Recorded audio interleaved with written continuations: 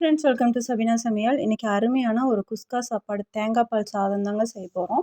அதுக்கு நான் 2 டம்ளர் அரிசி சாப்பாட்டு அரிசி எடுத்து ஒரு 20 நிமிஷம் ஊற வச்சுருக்கேன். தேவையான அளவு பெரிய வெங்காயம் ஒரு 3 வெங்காயம் கட் பண்ணியிருக்கேங்க. தக்காளி, பெரிய தக்காளி 1 தக்காளி, காரத்துக்கு பச்சை மிளகா ஒரு 8 பச்சை மிளகா போல் எடுத்திருக்கேன். கேரட், பெரிய கேரட்டு குட்டி குட்டியாக கட் பண்ணது, கேப்சிகம் கொஞ்சம் எடுத்திருக்கேங்க. இந்த பக்கம் ஒரு தேங்காய் நல்லா பொடியாக கட் பண்ணி மிக்ஸி ஜாரில் போட்டிருக்கேன். இது தேங்காய் பால் எடுக்கிறதுக்கு.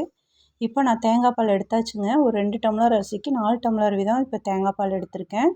இப்போ வாங்க எப்படி பண்ணலான்னு பார்க்கலாம். ஃபஸ்ட்டு ஒரு குக்கர் வச்சாச்சு. வச்சுட்டு அதில் தேவையான அளவு தேங்காய் எண்ணெய் ஊற்றிக்கிறேங்க. ஒரு 3லேருந்து 4 டீஸ்பூன் போல் தேங்காய் எண்ணெய், 2 டீஸ்பூன் நெய் ஊற்றிக்கலாம். இப்போ எண்ணெய் நல்லா காயட்டும். இப்போ அதோடைய நெய்யும் ஊற்றியாச்சு. இதுக்குள்ளேயே 2 துண்டு பட்டை, ஒரு கிராம்பு, ஒரு ஏலக்காய், ஒரு அன்னாச்சி மொக்கு இதை மட்டும் போட்டுக்கலாங்க. இது போட்டு நல்லா பொரியட்டும். பொரிஞ்சதும் மற்றதை நான் வெங்காயம் கட் பண்ணி வச்சுருக்கேன். 2 வெங்காயம் நல்லா நீல வாக்கில் கட் பண்ணியிருக்கேன். அதை உள்ளே சேர்த்துக்கிறேன். இப்போ எண்ணெய் நல்லா காஞ்சிருச்சு.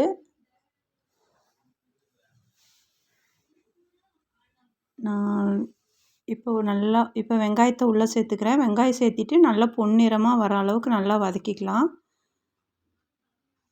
இந்த அளவு நல்லா வதங்கினதும் கொஞ்சமாக மல்லி இலை, புதினா இலை உள்ளே சேர்த்துக்கலாம். சேர்த்துட்டு இப்போ அதையும் நல்லா ஒன்று சேர வதக்கி விட்டுக்கலாம். ஒரு கண்ணாடி பதம் வர்ற வரைக்கும் வெங்காயம் வதங்கினா போதும், ரொம்பலாம் வதங்க வேண்டாங்க.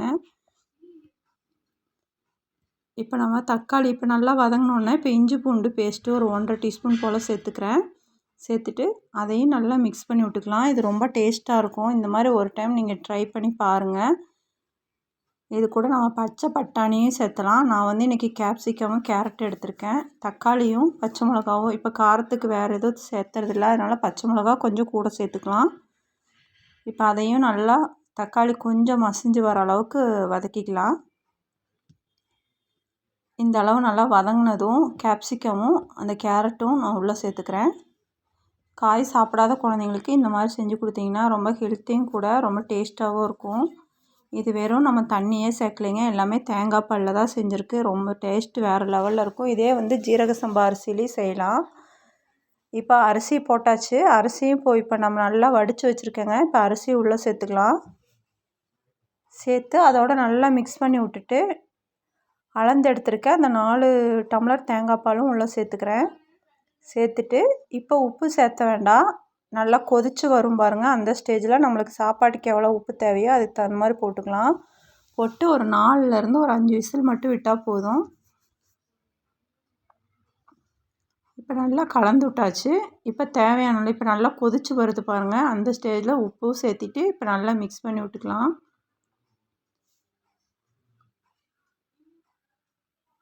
உப்பு பார்த்துட்டு இப்போ நல்லா கலந்து விட்டு இப்போ ஒரு மூடி போட்டு மூடி வச்சுக்கலாம். இந்த பக்கம் நான் ஒரு 6 முட்டை எடுத்திருக்கேங்க. 6 முட்டையை நல்லா வேக வச்சு அதை கீறி எண்ணெயில் போட்டு நல்லா ஃப்ரை பண்ணி எடுத்திருக்கேன். டீப் ஃப்ரை பண்ணி எடுத்திருக்கேங்க. இப்போ அதை ஒரு கிரேவி செய்கிறதுக்கு புதினா ஒரு கைப்பிடி, மல்லி புதினா ஒரு கைப்பிடி, ஒரு தக்காளி, இஞ்சி பூண்டு பேஸ்ட்டு தேவையான அளவு, பெரிய வெங்காயம் ஒரு 4 வெங்காயம் பொடியாக கட் பண்ணது. இப்போ ஒரு மிக்ஸி ஜார் எடுத்தாச்சு.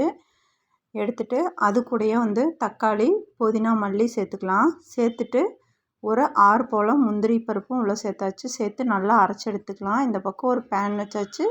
தேவையான அளவு ஆயில் ஊற்றியாச்சுங்க. கொஞ்சம் ஒரு மராட்டி மொக்கு, ஒரு பட்டைத்துண்டு, ஒரு கிராம்பு, ஒரு ஏலக்காய். இப்போ இதை மட்டும் போட்டுட்டு இது நல்லா பொரிஞ்சு வந்ததும் வெங்காயத்தை நம்ம உள்ளே சேர்த்துக்கலாம். வெங்காயம் நான் எவ்வளோ தூரம் பொடியாக கட் பண்ணுறோமோ அவ்வளோ தூரம் டேஸ்ட்டாக இருக்கும் இந்த கிரேவி. இது கூடயே முட்டை சேர்க்காதவங்க சோயாலையும் செய்யலாம். உருளைக்கிழங்குலையும் இந்த மாதிரி செஞ்சு பாருங்கள், ரொம்ப டேஸ்ட்டாக இருக்கும். இப்போ வெங்காயம் நல்லா வதங்கிருச்சு. வதங்கினோன்னே இஞ்சி பூண்டு பேஸ்ட்டு உள்ளே சேர்த்தாச்சு. சேர்த்துட்டு இப்போ அதையும் நல்லா மிக்ஸ் பண்ணி விட்டுக்கலாம். பாருங்கள், நல்லா வெங்காயம் நல்லா வதங்கி வந்திருக்கு. இந்த பதம் கரெக்டானது. இந்த பக்கம் ஒரு 3/4 டீஸ்பூன் போல் மிளகா பொடி எடுத்திருக்கேன். சிக்கன் மசாலா நாங்கள் வீட்டில் அரைச்சது தான் 1/2 டீஸ்பூன் போல் எடுத்திருக்கேன். கொஞ்சம் ஜீரகத்தூள், கொஞ்சம் கரம் மசாலா. இப்போ இது எல்லாத்தையுமே உள்ளே சேர்த்துக்கலாம். சேர்த்துட்டு இப்போ நல்லா மிக்ஸ் பண்ணி விட்டுக்கலாம். இந்த மிளகாத்தூள் காஷ்மீர் சில்லி மிளகாத்தூள், கொஞ்சம் காரம் கம்மியாக இருக்கும். உங்களுக்கு காரம் வேணும்னா அதுக்கு தகுந்த மாதிரி நீங்கள் மிளகா பொடி சேர்த்துக்கோங்க. இப்போ நம்ம அரைச்ச பேஸ்ட்டை அப்படியே உள்ளே சேர்த்துக்கலாம். சேர்த்துட்டு தேவையான அளவு கிரேவிக்கு தேவையான அளவு தண்ணி கொஞ்சம் மிக்ஸ் பண்ணிக்கலாங்க. பாருங்கள், இந்த அளவு இருந்தால் சூப்பராக இருக்கும். ரெடி ஆயிடுச்சு. இது சப்பாத்தி, பூரி எல்லாத்துக்குமே இது சூப்பராக இருக்குங்க. இப்போ வந்து தேவையான அளவு உப்பு. இப்போ நல்லா மிக்ஸ் பண்ணி விட்டுக்கலாம். பாருங்கள், இந்த அளவு நல்லா மிக்ஸ் பண்ணிவிட்டு முட்டையை உள்ளே சேர்த்துக்கலாம். அவ்வளோதாங்க, நம்ம கிரேவி சூப்பராக ரெடி ஆயிடுச்சு. இப்போ முட்டையை அப்படி ஒன்று ஒன்றா உள்ளே சேர்த்துக்கலாம்.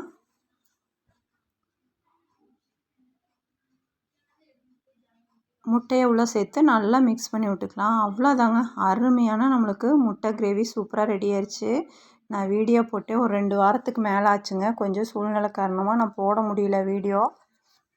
நீங்கள் எனக்கு இவ்வளோ நாள் எப்படி சப்போர்ட் பண்ணிங்களோ அதே மாதிரி இப்போது எனக்கு ஆதரவு கொடுங்க.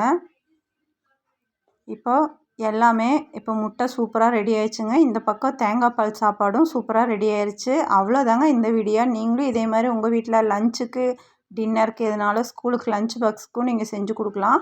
அருமையான தேங்காய் பால் சாதமும் முட்டை கிரேவி ரெடி ஆயிடுச்சுங்க. நீங்களும் உங்கள் வீட்டில் ட்ரை பண்ணி பார்த்துட்டு எப்படி இருந்துச்சுன்னு கமெண்ட்டில் சொல்லுங்கள். அவ்வளோதாங்க இந்த வீடியோ. பாய்.